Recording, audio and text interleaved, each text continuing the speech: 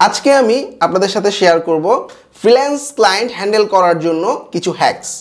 প্রথমেই be honest, ক্লায়েন্টের সাথে আমি যখন কমিউনিকেশন করব, একটা প্রজেক্টের টেকনোলজি কি হবে, ডেডলাইন কেমন হবে, বাজেট কেমন হবে, শুরুতেই ট্রান্সপারেন্ট থাকা উচিত।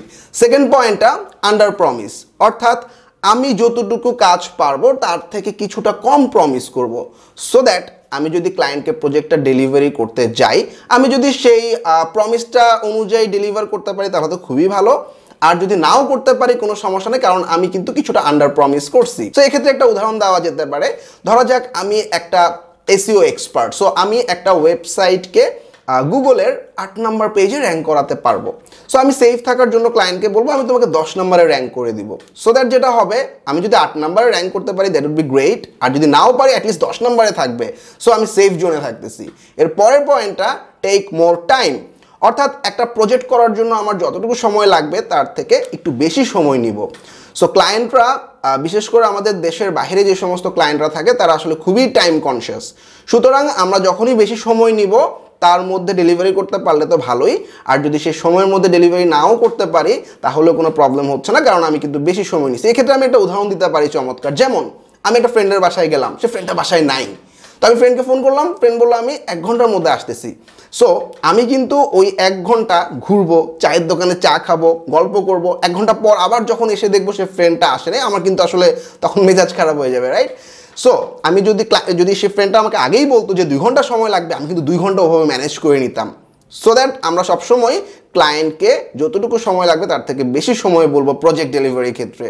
এর পরের যে ব্যাপারটা সেটা হচ্ছে কিপ ইন টাচ, অর্থাৎ ক্লায়েন্টের সাথে রেগুলার টাচে থাকা। অর্থাৎ আমার কতটুকু কাজ হলো, কতটুকু কাজ আরও সময় লাগতে পারে, বা এই কাজটুকু বা ডিউ কাজটুকু করার জন্য আরও কেমন সময় লাগবে, রেগুলার বেসিস যদি আমরা ক্লায়েন্টের সাথে আপডেটেড থাকতে পারি দ্যাট উড বি গ্রেট। ক্লায়েন্টরা অনেক ফ্রেন্ডলি হয় আসলে। এরপরে যে ব্যাপারটা ফার্স্ট ইমপ্রেশন, অর্থাৎ আমি যদি ওয়েব ডিজাইনের ক্ষেত্রে বলি, আমাকে একটা 10 পেজের ওয়েবসাইট করতে দিছে, আমি একটা পেজ খুব সুন্দরভাবে করে ক্লায়েন্টকে জমা দিলাম, একটা ফার্স্ট ইমপ্রেশন ক্রিয়েট হলো, ওয়াও চমৎকার একটা সাইট বানাইছে।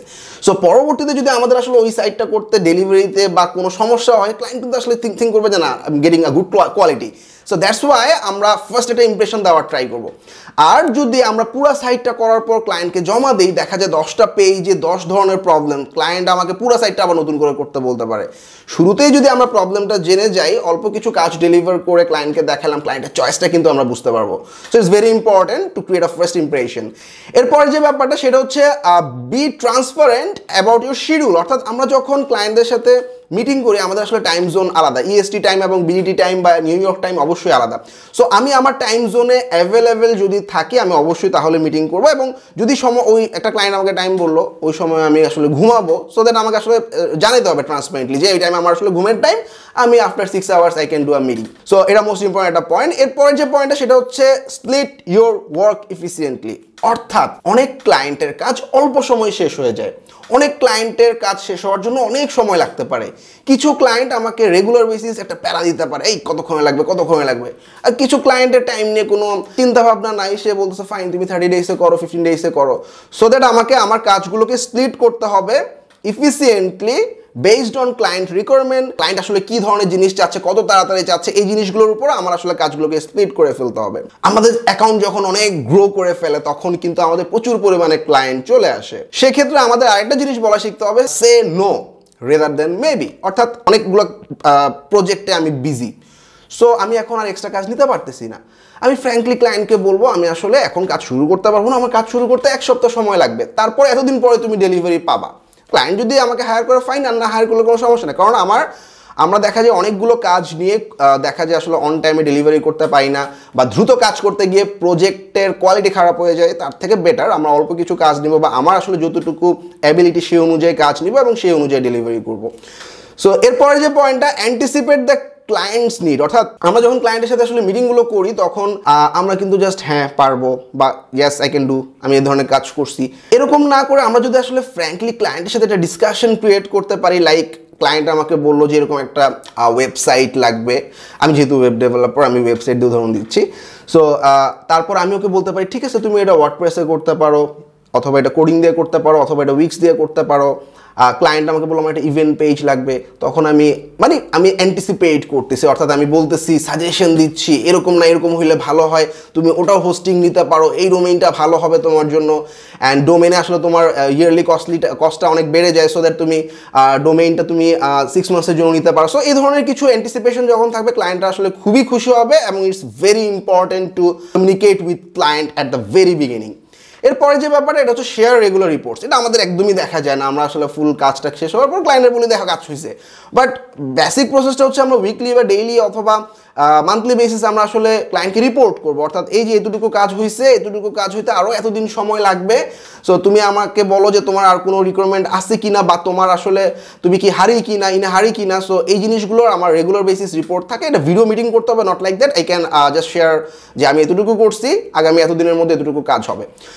সো আরেকটা ইম্পর্টেন্ট জিনিস, video or face to face call. আমি নিজে পার্সোনালি ফেস করছি, যে সমস্ত ক্লায়েন্টকে আমি আসলে ভিডিও কলে নিয়ে আসতে পারছি, 80 থেকে 85% ক্লায়েন্ট খুব দ্রুত কনভার্ট হয়ে গেছে। বিকজ আমি যখন একটা ভিডিও কলে থাকতেছি, I can share my screen, আমি স্ক্রিন শেয়ার করে দেখাতে পারতেছি যে এই ধরন তুমি এরকম একটা সাইট চাচ্ছ, so this are the projects I have done similar to that. So এটা অনেক হেল্প করে এবং ক্লায়েন্টকে দ্রুত কনভার্ট করা যায়। যে বললাম অ্যান্টিসিপেটের ব্যাপারটা থাকে, অর্থাৎ ক্লায়েন্টকে আমি সাজেশন দিচ্ছি, ক্লায়েন্ট আমাকে বুঝতে পারতেছে, ক্লায়েন্টের সাথে ফ্লুয়েন্ট একটা কমিউনিকেশন থাকলে it's really very easy to get more projects. এর পয়েন্ট যে পয়েন্টটা, সেটা হচ্ছে handle different types of client. আমরা আসলে ফ্রিল্যান্স মার্কেট প্লেসে বিভিন্ন টাইপের ক্লায়েন্ট পেতে পারি। কিছু ক্লায়েন্ট অনেক কিছু জানে, কিছু ক্লায়েন্ট কিছুই জানে না, আর কিছু ক্লায়েন্ট কিছু কিছু জানে। সো প্রথম দুইটাই আসলে খুব খারাপ, অর্থাৎ দেখা যায় যে সমস্ত ক্লায়েন্ট অনেক বেশি জানে তাকে হ্যাপি করা টাফ, আর যে সমস্ত ক্লায়েন্ট কিছুই জানে না, তখন আমি একটা প্রবলেমে পড়ে গেলে সেই জায়গাটার ফিক্সিংটা সে আসলে বলতে পারে না, কিছুই জানে না সে। আর রেদার দেন কিছু যদি জানে ক্লায়েন্ট, সেক্ষেত্রে আসলে ক্লায়েন্টকে কনভিন্স করা যায়। সো আমার কাছে মনে হয়েছে যে third type of client is good. So this are the client handling hacks for a freelancer. And I think এই হ্যাকগুলো মনে রাখলে যে কোনো অ্যাকাউন্টে যে ক্লায়েন্টগুলো আসবে, এই ক্লায়েন্টগুলোকে খুব সহজে হ্যান্ডেল করা যাবে। And I think this video will help a lot to handle your freelance client.